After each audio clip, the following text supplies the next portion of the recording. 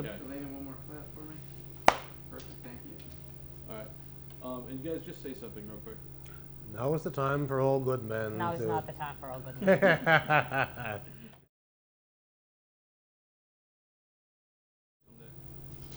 I'll tell you about the night that changed my life. So we lived in a 3-room apartment, and the television set was in the living room, which is where I slept, and my folks were in the bedroom. And I stayed up and watched Duck Soup, and I laughed so hard. I was literally rolling back and forth on the floor in the living room. I could not imagine that anything could be that funny. When I was in high school, my English teacher knew me, you know, she knew my tastes, whatever. She gave me a copy of You Can't Take It With You to write a report on. And I read that and then got into Georges Kaufman, and then they cast me as the lead in the school play, and kind of, that was it. But it's all because I stayed up and watched Duck Soup that night. I was an exchange student in Oregon, and I went there for a summer to study in the School of the Arts. They did a fundraiser for their school, which was basically, it was called A Touch of Broadway, and it was all pieces of Broadway shows, which I didn't know what Broadway was, I didn't know anything. And they had pieces from, it was like 15 minutes of Miss Saigon, just songs. They would all be in gowns, evening gowns and tuxedos, and they would sing. And then they had Phantom of the Opera and Les Mis and The World Goes Round. And I remember I was just blown away. I cried through intermission. I was like, I had no idea such music existed. I had no idea these kids were unbelievably talented, and they had amazing voices. I remember thinking, what did they bring us over from Ukraine? They're never going to sound like this. But the music totally hooked me. Most television shows, movies, to a lesser extent stage, they bank the show or the movie on the lead person. And the lead person is always somebody young and pretty and da-da-da, who the audience, the thinking is the audience will look at this person and think, I want to be this person. I identify with that person because, you know, I'm young and pretty too, like he is. The rest of the cast, basically, are the character actors. For me, it sort of came with realizing that I'm not being cast that way. I am never cast as the lead.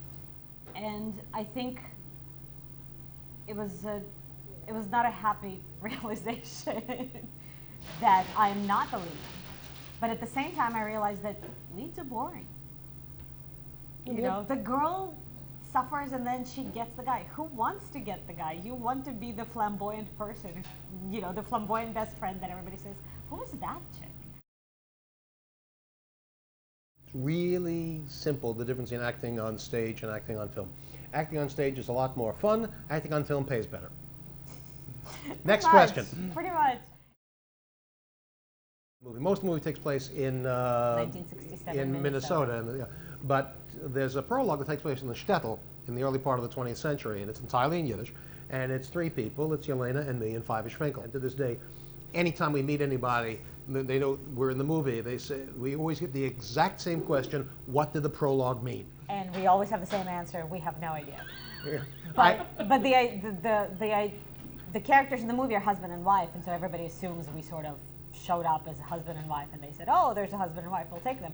We auditioned separately. We had 2 separate auditions. When she auditioned for the Coen Brothers, she had this unbelievable audition that they were reacting to everything. They laughed at every single thing I did. I mean, they were I knew laughing there were a couple at of commas. They don't speak Yiddish. The audition was 8 pages of Yiddish text. Yeah.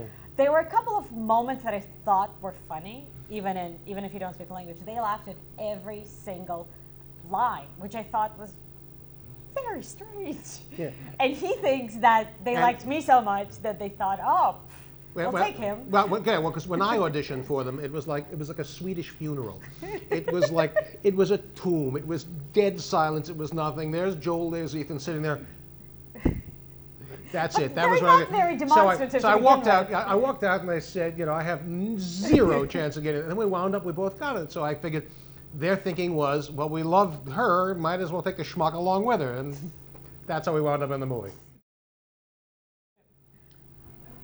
I love Boardwalk Empire. I love being involved with the show. I love working on the show. I love watching the show.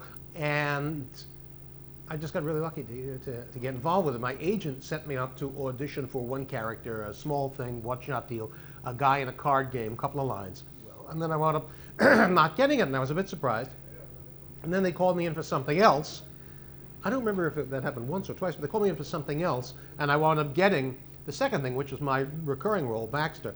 And after they cast me, they said the producers saw the audition, and they said, we're not going to throw this guy away on this bit, and we want to save this guy for something. I was sort of thinking, you know, how come, you know, there's nothing there for me, because I watched the show and, you know, all the girls are, you know, 16 and naked. The agent called and said there's an audition, there's a Yiddish-speaking character. It's like, okay, Yiddish-speaking character, great, fine, but it's Boardwalk Empire, so I'm excited. So I'm the wife of Manny the butcher. What was interesting about it is that my actual husband was the Yiddish coach for the guy who played my husband.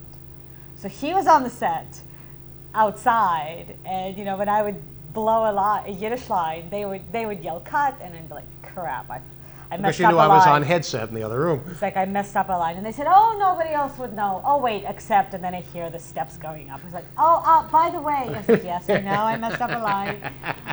And I had a great time, and, you know, I certainly wish my character was coming back, although the way things have happened, it's very unlikely.